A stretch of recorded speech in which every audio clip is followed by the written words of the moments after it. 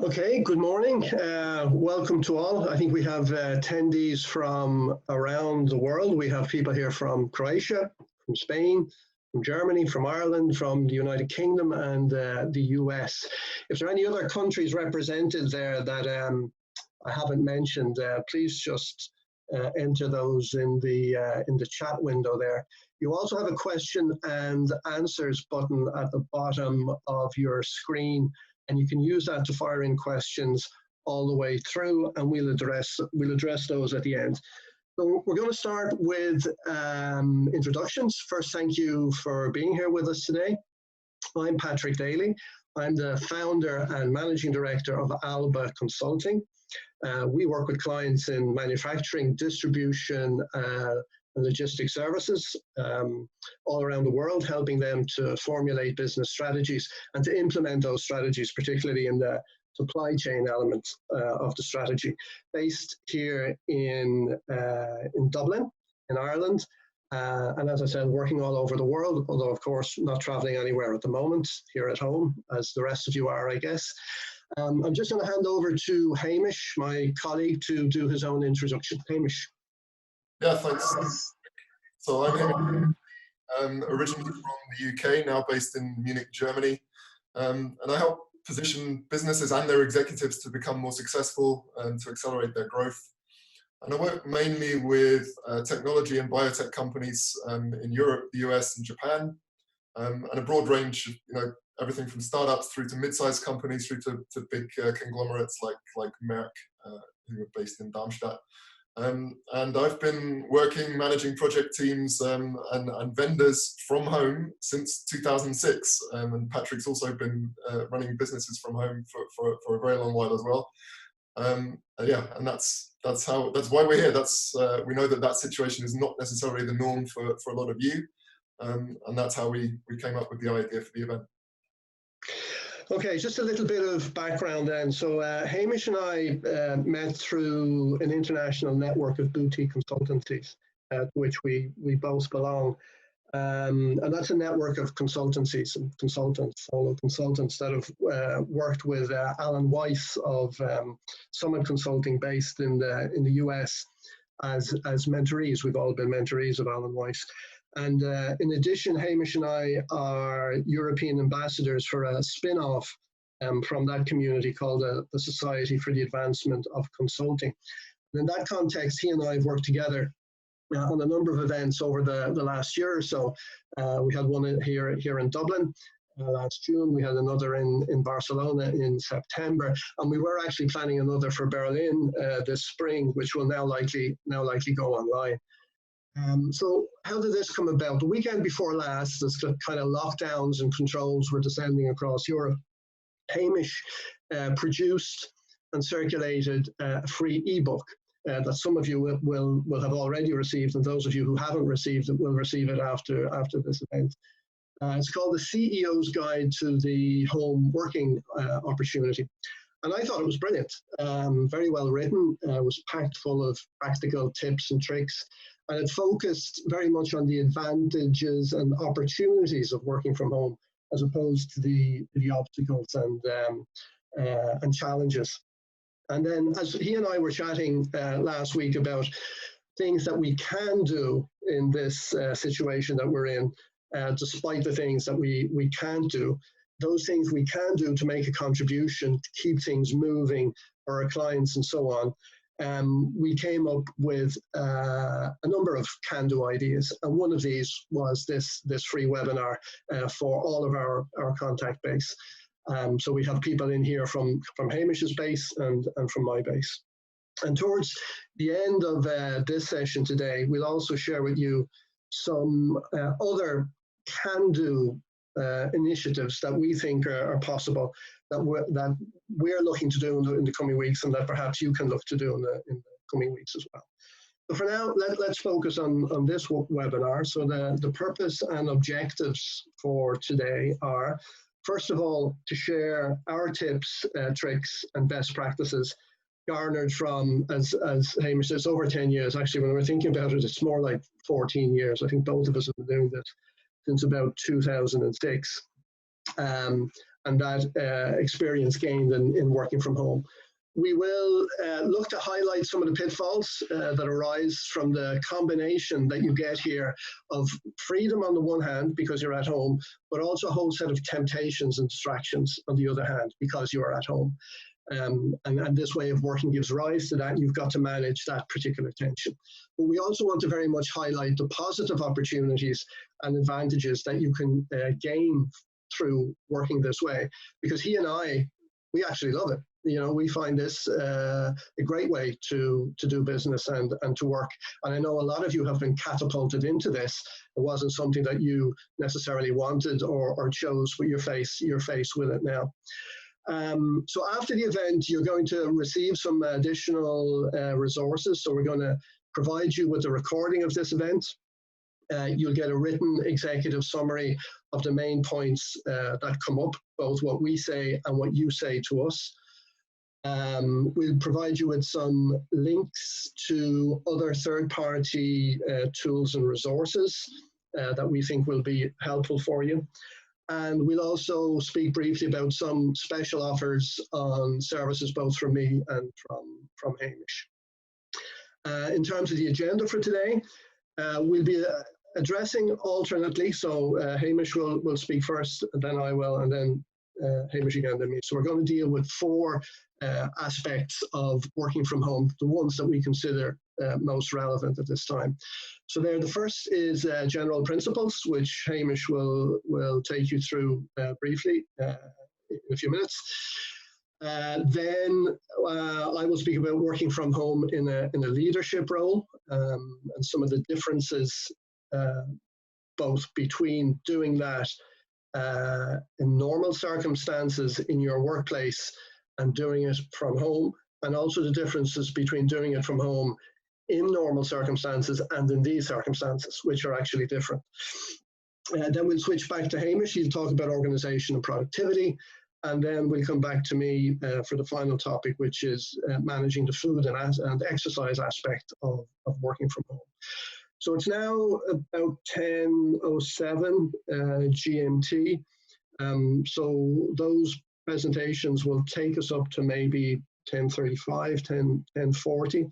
And thereafter, we'll spend a few minutes just discussing what other opportunities we see in the current situation for you all that you may be able to take advantage of, and what both Hamish and I will be doing in that period.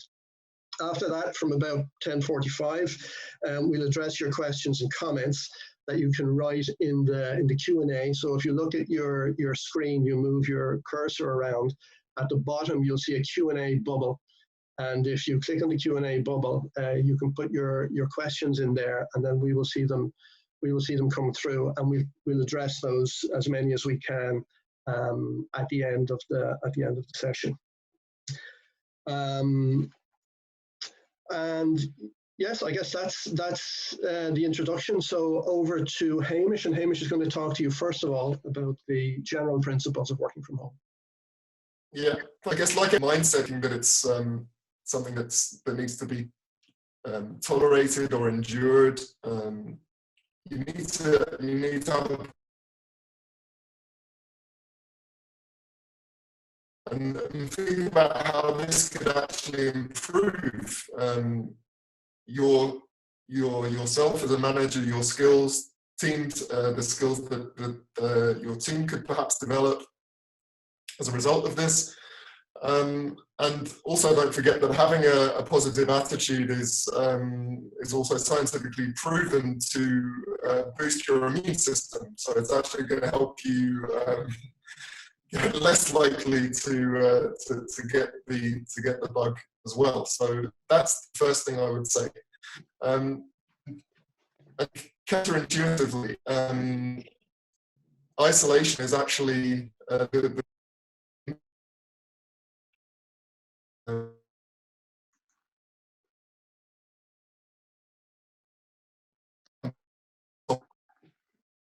topic later when we speak about productivity. But people that you, as I said, you haven't had a chance to speak to, people that you don't hear from, people that you've been meaning to get around to talking to, because if you do that, you might be surprised about how many thinking comes out of that, as well as the chance, obviously, to develop deeper relationships with a lot of these people. And that goes for both, work and home life, obviously. But from a business perspective, it's also, I think, an opportunity for people in your teams to prove themselves.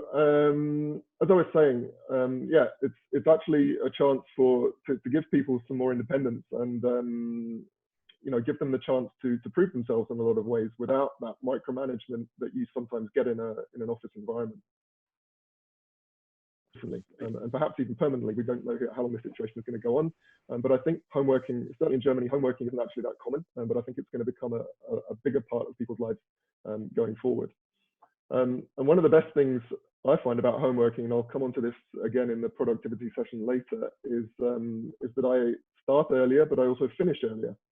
And that my family get the feeling that I'm here, even though I'm working downstairs. I check in with them regularly, and I get to see my family a lot more than a lot of people my age do, and that's a very important benefit as far as I'm concerned from the whole home working situation. And I can also build in exercise whenever I want, and Patrick is going to talk about that later as well. So that's the first thing I would say. The second point in terms of general principles is that the absolute worst thing you can do is to try and replicate your office day at home, and especially if you've got kids who are obviously not at school at the moment. If you try to do that, you're just going to get up very frustrated very quickly, and you can prepare yourself for big arguments, negative atmospheres in the house, and that's all going to make you obviously less productive and not more. So you need to consciously accept that things are going to be a bit different for a while when you're working from home, and I'll talk later about exactly how you manage to stay productive in this situation. The third thing I would say is to take a professional approach. So I don't know if people already have home offices or if you don't, but it's well worth, and obviously you're not going to be able to get someone in to totally remodel your home right now. But if your current home office is not necessarily, the best it could be, then I would seriously recommend that you invest in some proper equipment. So the best computer you can get, the best chair you can get, best ergonomic chair you can get, I would recommend spending at least €1,000 on that if you can. You also need to declutter as well as you can. If anybody can see clutter behind you, I promise you that's my wife, not mine. If you were able to see my desk in front of me, you'd be stunned by the level of organization.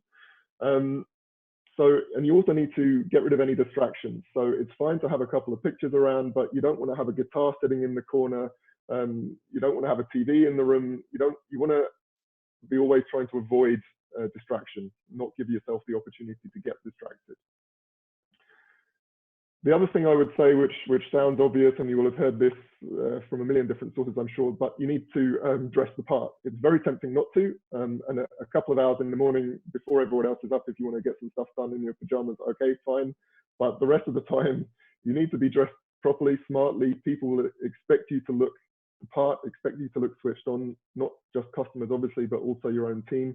I'm not saying you have to sit in front of your webcam in a suit and tie necessarily, but you need to look like you're ready for business. And I think the last thing I would say on this point is find what works for you. You're gonna already have seen 1,000,001 people talking about best work at home best practices, and the reality is you need to take everybody's advice with a pinch of salt, including mine. Experiment. Try out a few things, because you're going to hear, every time you hear a tip which you like the sound of and makes perfect sense, 5 minutes later you'll read another tip which says the exact opposite but still sounds very plausible. So really, really find out what works for you, and then use that as a basis to go from. That's probably one of the most important things I can say to you in terms of general principles. So yeah, that's the general principles part. I'm now going to hand over to Patrick, who's going to talk about the leadership aspect. Okay, in terms of leadership role working from home, there's a contrast between how that is managed in normal conditions and how it's managed in current conditions. So for example, as I said, I've 14 years experience of doing this up to now. And the conditions up to about 2 weeks ago were different than they are now, because up to 2 weeks ago, I guess I had the possibility to meet with teams that I was working with in a leadership role, and now I don't have that possibility anymore, because basically I'm stuck here and they're stuck in their place of work. And so you're obliged by the current condition, and you're constrained by a number of constraints. And maybe some of you are seeing this as more of an obstacle to overcome than an opportunity to embrace. But I think many of you, after things normalize, whenever that is, you may actually choose to embrace this as a way of working, because you will have come to realize what the advantages and the benefits of it are. And my sense at this point in time is that many people, many of you, and many of your companies will actually choose to do that more so in the future. So we may actually see some permanent and significant changes to the ways of working, particularly for those workers where the work is eminently intellectual, whether they're architects or engineers or managers or administrators, and many different roles in that sense. So in terms of my own experience that I referred to earlier, I have functioned as a leader in two different ways. So one, as an external consultant to many of my clients, and many of them are large organizations. And then I become the focal point in a leadership role on given projects involving my clients' people. So people are interacting with me. So I'm not their boss, but I'm their leader in the consultancy role. On the other hand, sometimes when I'm working on a project, I bring together teams. And I'm the leader of that team of other consultants. So in a way, I am their boss, even though they're all solo consultants as well. But we're working in the team, and in effect, I become their boss. So I guess I've had the experience of both working as in the leadership role, where you're trying to work with people who you're leading, but you don't have executive control over them, or in other situations where you do have executive control over the team. And I guess some of the contrasts between work up to now and work now is that in the normal conditions, we used to more often use online work and working from home to deal with a lot of the routine work and the technical work. So more often we'd have calls on a one-to-one basis, sharing screens, working on spreadsheets, dealing with agendas. And one of the main benefits of that was to avoid travel and to save time. And what has happened over time is that the applications that we use, such as this application here, Zoom, have improved. And that's given rise to more possibilities. So maybe before I talk about those, just a word on tools and software tools and hardware tools. This particular tool we're using today is Zoom. And Zoom has kind of two modes in it. One is the webinar mode that we're in at the moment. So in effect, what you see are the presenters or panelists. And here today you have two co-hosts, Hamish and myself. And all of you are on mute and you are not visible. But there's another mode you can use Zoom in, which is the meeting mode. So if we were in meeting mode now, we would still be the co-hosts, Hamish and myself, but you would all have visibility of each other. If you have cameras on, you'll be able to see each other. And if we were working in a dynamic meeting, the person who's speaking would come into focus in the center of the screen. So it's a very good tool for simulating what a meeting around a round table might be. And that is a very useful tool, I think, for a leader or a chairman or somebody who's managing a meeting. Now that's Zoom. There are other tools. I find a lot of my corporate clients are mandated to use certain tools. So some of them use WebEx, which seems to be quite common. Others use Skype for Business. And there are many others out there. So I guess what I'm saying is research and see what is best for you. I found Zoom to be very good. Or, you know, if you have the freedom to choose what's best for you. If you don't have the freedom to choose and you're mandated to use a WebEx or a Skype for Business or whatever, go now and find out, learn how to get the best use from it. They all have slightly different functionalities, but there are online tutorials and webinars available. I guess another thing, and you know, I'm going to be looking into this. So, you know, we have some equipment here in terms of cameras and mics, but as you've noticed today, you know, we have technical problems from time to time. So it's a good idea to go and invest in good mics and cameras.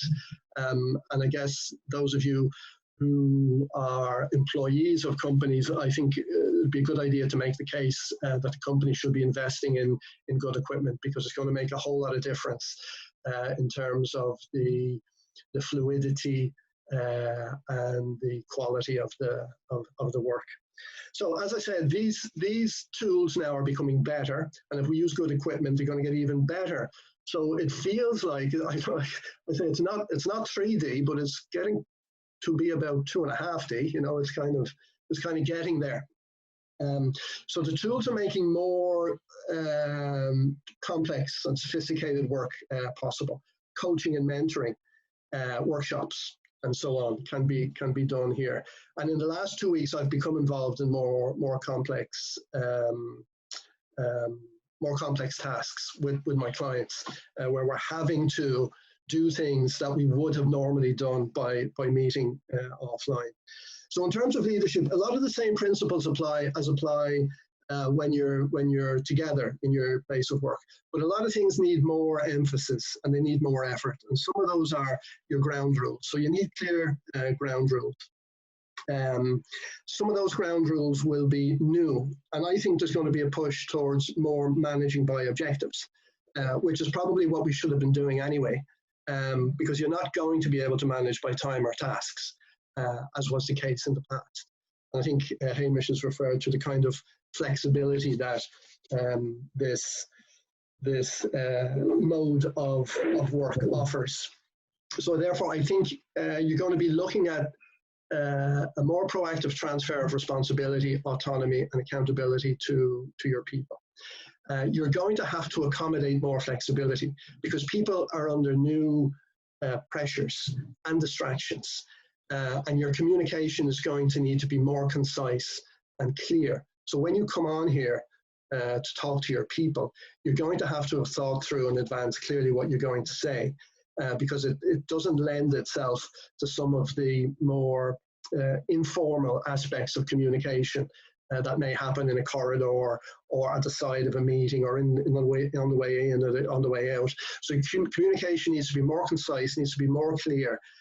Think it through and make notes, because your casual comms in effect do disappear. What you're also going to have to do probably is make an effort to have more frequency in your formal communications to avoid isolation, because people are isolated. For me, and perhaps for Hamish, because we're accustomed to this, it's not such an issue. But I've noticed my daughter, who works in architectural practice, has been working from home and is struggling a little bit with the isolation, and perhaps the communication frequency and structure of the communication in her practice is not what it could be or ought to be. So I would encourage you to think very carefully about how you structure your communication. And that's because some people are going to struggle more than others with this. You'll have teams with digital natives in them, and you'll have teams with like vintage team members like me, you know, old and mature guys who maybe struggle more with tech problems, maybe a little bit of competence issues with the equipment and so on. And people are going to be out of sorts, and they're going to be slightly unfocused. And so keep your virtual door open to your people, be there for them, communicate clearly, have ground rules, move to managing by objectives, and you'll do just fine. Hamish is going to talk to us now about productivity. I am. Thank you, Patrick. Okay, so we're going to start off by talking about organizing your day. And my first piece of advice, which I'm sure pretty much everybody on this call is probably already doing, is to start early.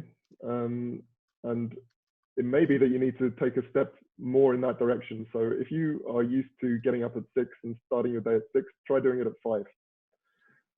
Particularly if you have a family, and you will be amazed how much you can get done if you're productive before everybody else in the house gets up. So just as an example, before 9 o'clock on a work day, I've usually done some meditation. I've usually read for half an hour. I've usually done some writing for half an hour. I've had breakfast, and I've also done a focused 90 minutes on whatever my most important priority is for that day. And that's something that is incredibly powerful for me. And if you manage to do something similar, you will have already been productive than a lot of people are in the whole day. So this is a huge tip. I know a lot of people aren't morning people potentially, but this has helped me so much. So I would really recommend that. Studies have shown that breaking big tasks into smaller chunks is obviously a good idea. Chunking, I'm sure most of you have heard of that. But it's important, I think, to focus on kind of 90-minute blocks of very focused time on the same topic. So rather than trying to do a little bit of lots of different things every day, spend 2 or 3 days focusing on one big topic and get it done in those 90-minute chunks. And you will become more productive that way. So just as an example, again, for me, as Patrick mentioned before, I had this idea, as soon as the situation started getting serious, I had an idea of doing an ebook. And so I managed to get the ebook written, which is, I think, I don't know, 12, 14 pages, something like that, in 2 chunks of 3 hours. So I think I did it Saturday and Sunday morning. On the Sunday or Monday, I got it to a designer, and by Monday night, it was going out to all my contacts. So it really works. However, I would mention that you need to avoid all distractions. So that means turning off all your messaging, all your emails. Ideally, not even just the phone on silent. Take your phone out of the room, leave it somewhere else, and just focus on whatever that big task that you need to do, that big objective you have for that particular day. Just focus on that and get it done.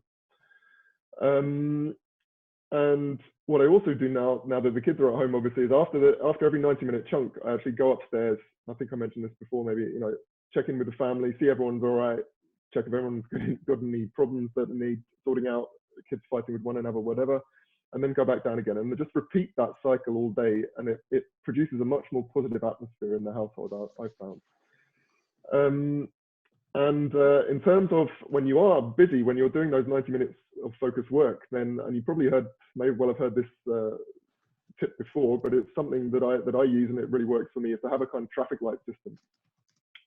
Assuming you've got an office with a door, if you're fortunate enough to have that, like I do, then you have stickers red, green, and yellow, and you have red means basically, don't come in unless the house is on fire. Amber means if it's really urgent and it's only going to take 30 seconds, then okay, come in and quickly we'll sort it out. And green means that you have a few minutes to talk if one of the kids wants to talk to you, or your wife or whatever. So that's something that's really worked for me. And this also helps to avoid frustration. One of the worst things that can happen, and I know this through bitter experience at the beginning of my home working career, is to, if it's all kicking off in the background, kids are fighting or whatever, then to start shouting, "I'm trying to work, I'm at work," is it's one of the worst things you can do, because that means that the kids start associating work with negative and bad mood, and obviously this is not the kind of atmosphere that you want to instill, or attitude to work that you want to instill in your kids either. So you need them to be seeing your work as a positive thing, which is also benefiting their lives. Probably the most important thing in this section, which is going to be very difficult for many people, and is probably slightly different to the way many people do it, but you have to stop being reactive to things if you want to be productive at home. So that means you don't have your email on all the time. You don't respond to emails as they come in. You don't answer every phone call that comes in. You try and batch those responses to emails, phone calls in 1 or 2 chunks during the day. So maybe once at 11, 12, once at 3 or 4. I realize that isn't always possible, but it's a general principle that you should try and stick to, because otherwise, every time something comes in, you're going to get distracted and lose focus, and it takes you at least 15, 20 minutes to get back into the zone of whatever you were doing before when you do it that. So try and avoid being reactive. And just on that, a lot of people recommend using tools like Slack, for example, which have kind of chat functions. And a lot of people in the tech world love this, and they like, you know, multitasking and doing stuff and then chatting. And I would really recommend against that for exactly the same reason. It's distraction. It takes away from your focus on what you're supposed to be doing. So I would not recommend tools like that. I will, as Patrick mentioned, be sending some resources around at the end afterwards of the kind of tools that I do recommend. And then once you get to the end of the day, take a walk around the block, as long as you're allowed to do that where you are. I know there are some places. I was speaking to a friend in Sri Lanka yesterday, and he's literally not allowed to leave the house at all. But as long as you are allowed to, then go for a 20-minute walk around the block at the end of the day, just to get your head straight and come back and you know, get yourself ready to speak to your wife, speak to your partner, kids, whatever. And it just helps clear your head. And I do that pretty much every day, and it really, really helps. So priorities, I just wanted to say a few words about priorities as well. One of the things that most important things that I've learned from the guy that Patrick mentioned before, Alan Weiss, is that time is a priority and not a resource. And you have to be absolutely ruthless about it. And one of the biggest productivity mistakes that executives make is that they spend too much time focusing on the wrong things. You need to be able to focus on the most, and this actually, home working gives you an opportunity to do that. If you get up earlier, like I was talking about before, you can focus on the strategic issues that often in day-to-day operations you don't have time for. So you really need to focus on whatever the 2 or 3 biggest priorities you are each day. I'm going to give you an example of how one man does it that we've all heard of, Warren Buffett. So his prioritization methodology is very simple, but for him at least very effective. What he does is that he makes a list of every priority that he can possibly think of. He then, out of that big long list, selects the 3 that are most important, and then what he does is he throws the rest of the list away.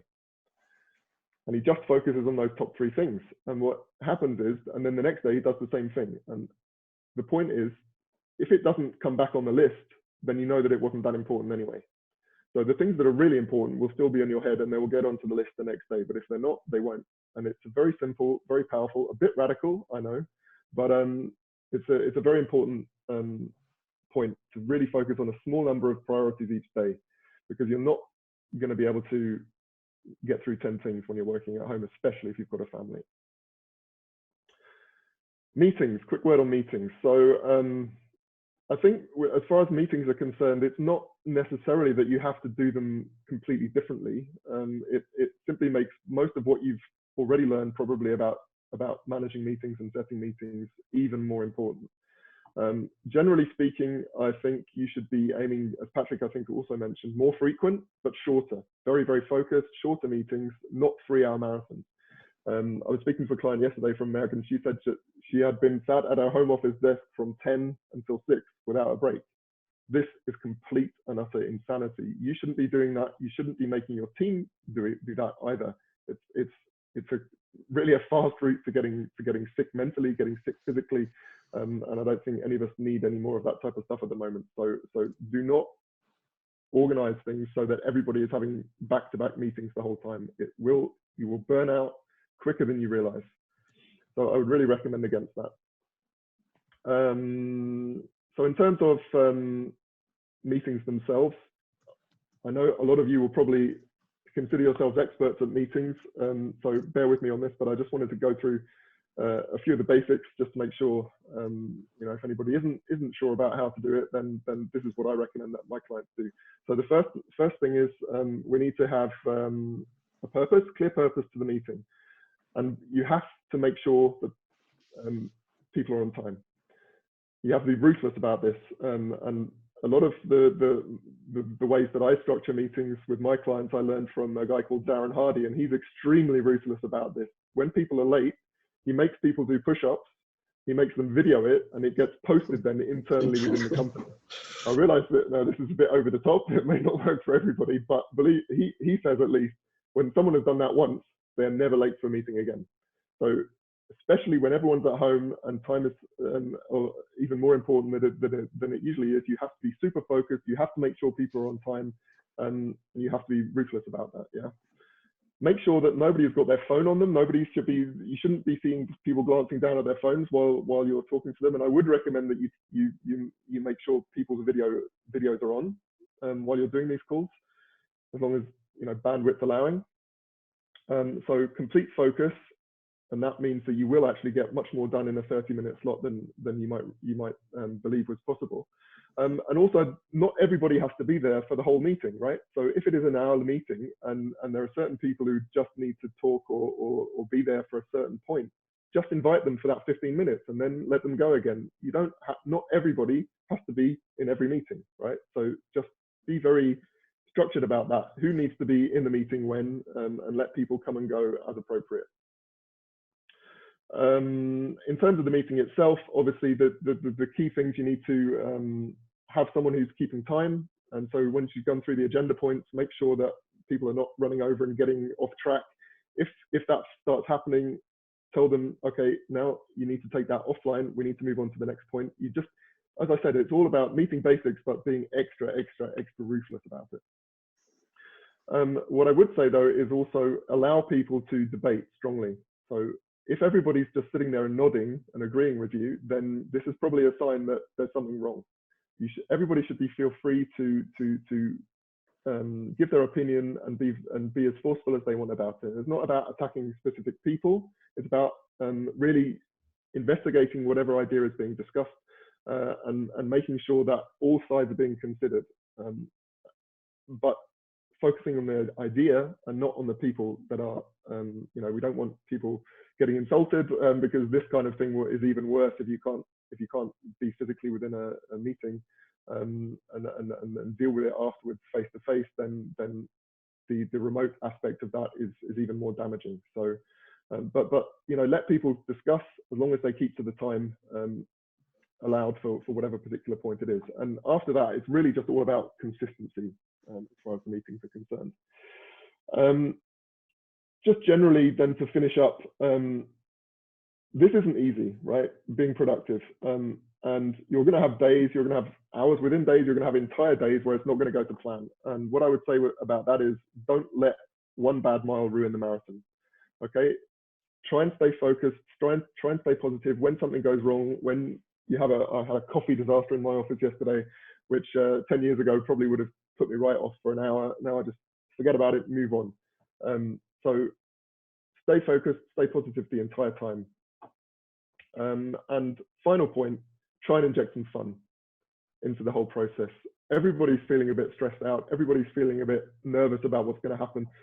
So, you know, that might be getting together for a virtual beer at the end of the week and everybody just sits there and has a chat and you know, more informal debrief from the week, what's been going on.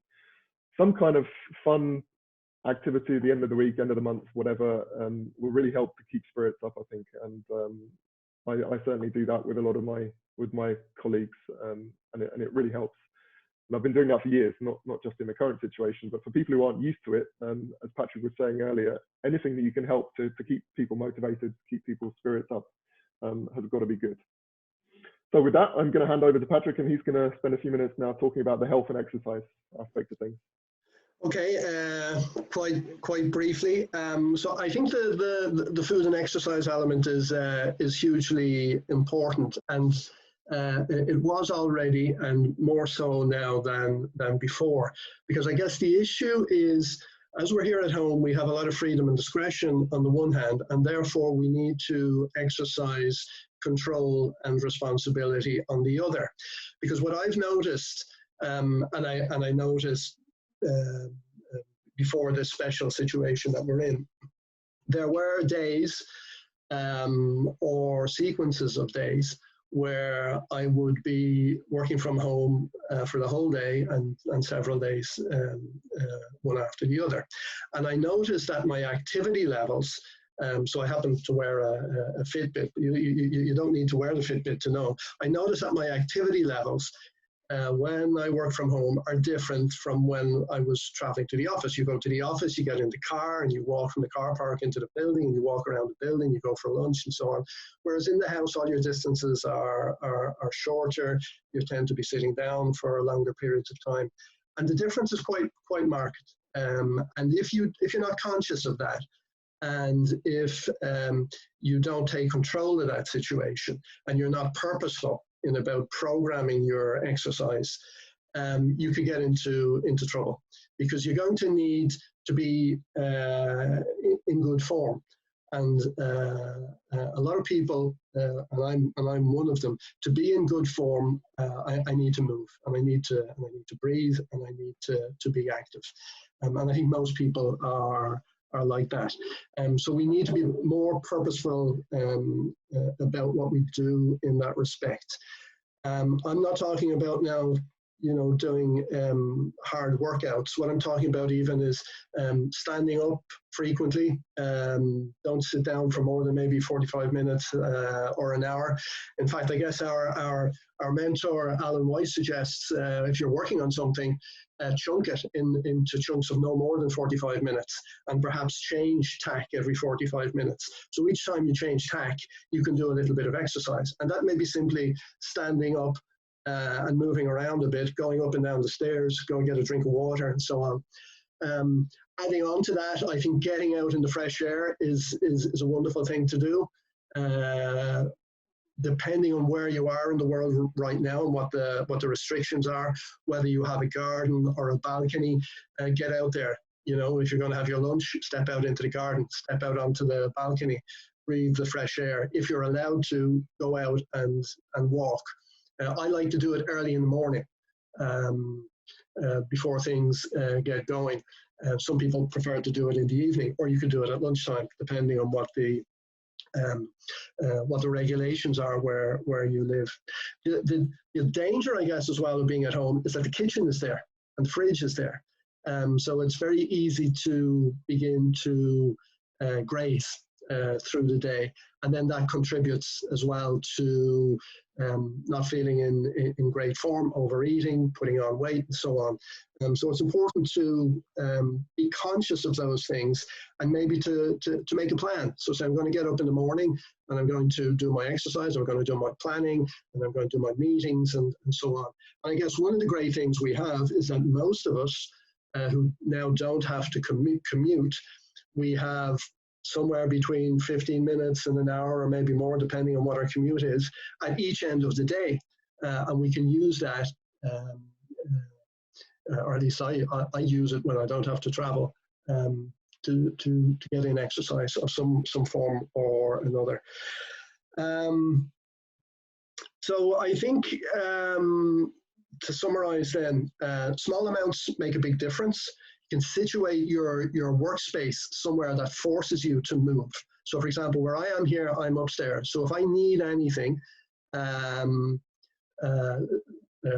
eat, to drink, or to fetch anything, normally I have to go downstairs for it. Also, I use the downstairs toilet on purpose, and that keeps you moving as well. So get up frequently. Choose a location to force movement, and if you're allowed to get out, get out. If you're not allowed to go outside your dwelling, use what you have, whether it's a balcony, an open window, or a garden. And that's pretty much the summary of what I would say on the exercise front. What I'm going to do now, I'm going to ask Hamish what thoughts he has had about some other things that we can be doing in the current environment to keep things moving for ourselves, for our clients, for our customers. Hamish, what have you got on the agenda? Well, Patrick, I've got an alternative suggestion, because we're kind of getting a bit short on time, and I've seen some questions that have come in. So I think I would like to, if it's okay with you, I'd like to just address a couple of these questions first before we come on to that. Make sure we get them covered. Yeah, sure. Go ahead. Yeah. So I think Esther has asked if she any tips on working while your partner works in the same home office space. That is something that I have to deal with. Look behind me, and this is just, as I said before, this is my wife's part of the office. I mean, it's very situation dependent, obviously. I mean, we're fortunate enough, we have a house on 4 levels. So if one of us has calls, then we can just move and you know, go and find somewhere else quiet to do that. So moving rooms is the obvious answer. If you know, if you need to do some focus work and your partner has a call or whatever, that's the easiest option. Second thing I would say is invest in some noise cancelling headphones, so that you can block out any noise that's going on behind you if they have a job which are constantly on the phone. And the third thing, I mean, the third option, which is now for most of us also not possible, is to go and work somewhere else in a cafe or whatever, obviously. The absolute emergency option is to, and this again may only work if you have a house and your car is parked directly outside, like the situation is with me, is to go and work in your car for an hour. But yeah, that's again going to be very situation dependent. We have a big VW bus which has actually got a table in it, so it's actually quite easy for me to go and do that. I realize that's not the case for everybody, but I hope one of those 3 or 4 options might be helpful. Another question there for you, Hamish. Your traffic light system, question from Stephen Hunt. Yeah. Your traffic light system, can you briefly go over the difference between the 3 colors? Yeah, just very briefly. Red is literally, unless the house is on fire or someone's broken their arm or something, then you do not come in, because it means I'm in the middle of a very important call or a very important piece of work. Amber is, I'm really busy. If it's really, really urgent, then, and it can be solved in a couple of minutes, then okay, come in and we'll get it sorted out, but I'm not going to have much time. And green is, I'm doing stuff, but it's not that urgent, and you can come in and it's, you know, it's fine, but you know, not for a half an hour chat, but you know, it's not going to be a big deal if you come in. There's a question here from Javi. Hola Javi, ¿qué tal? So Javi's asking, what's your opinion on prospecting during the confinement days, taking into consideration what people are not open to spending more money on new products? So I think what I would say about that is that this really is a time not so much for selling as for marketing and building relationships. So it's more a time for helping out, for calling your customers and saying to them, how are you? What are your priorities? What do you need? Making people aware of things and offers that you may have, but definitely not a time to be hard selling. That would be my view on it. Hamish, what kind of view would you have on that? Yeah, I mean, I agree to a certain extent, and I think the attitude we have to have certainly as consultants is, but I think this is the case for any business. You need to have the approach of that you're there to help. You're serving your customer. You're open to helping them in whatever way you can. Having said that, I know, you know, if your job is selling, and you're still going to be measured on numbers regardless of this situation. I mean, I'm assuming that most sales departments will be giving their guys and ladies a bit of leeway perhaps, but there are some situations in which you still have to keep on selling, and there are some industries which are, you know, in boom time right now, and for them, you know, they are doing more time selling than less. What I'm going to say to you, Javi, is that one of the resources I'm going to give you after this event is specifically on that. It's specifically selling from home in this environment. So once you get that, take a look, and if you still have more questions, then you'll be able to come back to us, and we can give you some more advice on that. Yeah, and I think it's a good point, Hamish, that we shouldn't presume that people are not open to spending money, because some people will have to be spending even more money. So if you do business, particularly in pharmaceuticals, in food and medical devices, those people are ramping up their activities. I have many clients in those sectors, and their issue at the moment is keeping up with the increased pace of business. So we have this situation where some businesses have stopped completely. So for example, tourism, hotels, bars, restaurants, all of that type of thing is totally stopped. And we've other aspects that are growing very fast. Okay, one other comment from Jim, who was, his particular situation, how can you park emails in a busy logistics business when your customers, want you to react fast, and, people are depending on providing clarity fast. Yeah, you're right. I'm in a fortunate situation that most people don't need me absolutely immediately. And so it may not be appropriate for you to only be replying once or twice a day. I get that. But in my experience, people don't, and this is situation dependent, I get it, but people normally don't expect absolutely immediate response, right? And normally if you can get back to someone within an hour, they're going to be impressed. So my response to that would be, depending on what your exact role is, I have no idea, and what your daily tasks look like, then I would say try to focus for, as Patrick was mentioning, 45 minutes and then respond to emails in the last quarter of each hour. That could be an option. Yeah, it's very situational dependent, obviously. Question here from Christopher Lateral. What if we didn't think of our clients as the almighty customer, just a customer? Is there an opportunity to understand this opportunity to define business exchange of value, serving another human being and making them a success for that day and for that project? Well, a couple of things that I have become involved in that maybe are along those lines, Christopher, is that I was contacted by a fabrication company who said we could use our capability to perhaps make some parts for ventilator manufacture here in Ireland. And I put some feelers out, and I discovered that there was an initiative run by the Advanced Manufacturing Research Unit here in Ireland, which is government funded, precisely to try to bring together manufacturers who can manufacture different parts. And lo and behold, I've now connected that company into that network, and now they have a request, a quote, to make some polycarbonate parts that would go into ventilators. So that's a reconversion from a fabrication shop, albeit they had capability in working with PVC and polycarbonate and so on, to becoming involved in ventilator project. For me, there was no commercial interest in it. It's just connecting people. And those are the types of things that maybe we can do, because everybody's going to be paying attention to what everybody else is doing. How are you contributing here? How are you helping?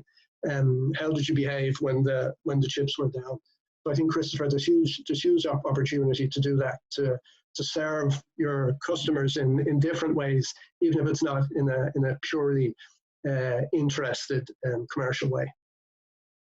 Yeah, I completely agree, Patrick. And the most powerful thing that you can do at the moment is just, as far as your customers are concerned, is just ask them how you can help.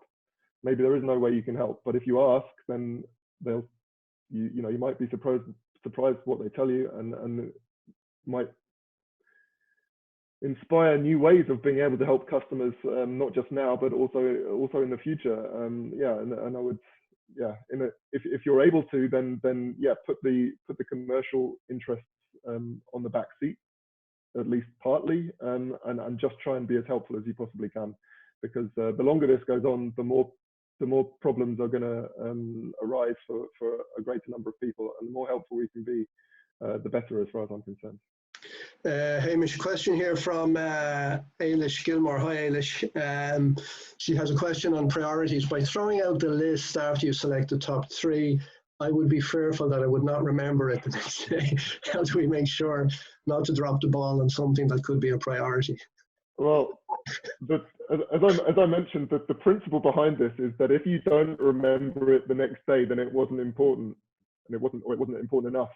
Now, obviously, if you're in the situation where you're employed and your boss has asked you to do specific things, then and it disappears from your list and you haven't done it, and then he or she asks you why, then you need to have a very good reason why you haven't done it. So before you throw the list away, and then I would advise going to your boss if that's what the situation is and saying, I've reviewed this and I don't think this is really as important as you think it is, and here are the reasons why. And if there are good reasons, then and you have a boss which is, you know, who's open to that kind of discussion, then you know, then there won't be a problem. But that's the theory behind it. It's radical. You know, this is Warren Buffett. He has a lot more leeway to decide what he does every day than a lot of us do. So, but I just think it's an interesting example, and there's something that a lot of us can take from that. There's a little it's about focusing on making sure you're spending time on the right things and not things which are just distractions. Yeah. I have a little tool that I find useful, and you might find it useful, Ailish, is I have a spreadsheet, and on the spreadsheet I have a list of projects that I'm working on, and alongside the name of the project, I've just written what's the next thing that I need to get done on that particular project. And I have a kind of a date against that. But up the top, I have the top 3 things that I want to get done today. So I can see both the things that I need to get done today that are my top priority. If I get them done, I can look at the other list and pull up things that are on it and bring them in. If I don't finish my 3 things, I make sure I get my 3 things done. So that's a little way that helps me not to forget the other things that are bobbling there in the background. I just keep what's next on this project. So I often have 10, 15 things going on at the one time. And on each one of them, I can open a page and see what's the very next thing I need to do on that and when is it for. But we have, Hamish, about 2 minutes. Yeah. I'm just going to say very quickly what I think people might think about doing and what I plan to do over the next couple of weeks. So one thing is to retain talent and resources. So if you're in a position where you're looking at what you're going to do with your people, whether you want to furlough your people, you want to lay off your people, try to find a way to keep them on the books if possible, but keep in contact with them, because you're going to need them after this is over. Also retain customers, help them as much as you can, maybe more focus, as we say, not throw selling out the window. There are selling opportunities, but develop the relationship. You're going to need to develop new strategies because the future world is going to be different from this one. So that will depend on your sector, but you can give that some thought. How is my world going to be different, and what strategies do I need to develop based on my own business values and beliefs to be able to address those strategies? And 3, be ready to hit the ground running when the dust clears. Whether that's sooner or later, we don't know, but you need to be ready. Hamish? Yeah, I mean, I would just reinforce that really. It's very, very important, especially if you're leading a business, leading a team, you spend time now thinking about how things need to change in the future. Especially if you do what I was talking about earlier and get up earlier, use that extra hour, use the time you would have spent commuting, just focusing on that. How do things need to change? What do we need to do? How does the business model need to change? How do I need to change the way I run my organization, manage my team? You spend the time now, because the people who spend the time on that now and have a plan and are ready to go with it as soon as things improve are going to be the people who steal a march on their competitors as soon as things start getting back to some kind of normality. So don't waste time worrying and just coping and as I said, treating everything as something. Treating this situation as something that has to be toterated. Use the time to get a plan together for the recovery, because the recovery will come. Yeah, thanks, Hamish. Agree totally with that. So here we've come to the end. It's 11:01, so we're just very slightly over schedule. So thank you to all the people who tuned in from Croatia, from Spain, from Germany, from the US, from Ireland, from the United Kingdom. Thank you all very much. Look after yourselves, stay safe, and thank you. Bye-bye. Bye for now.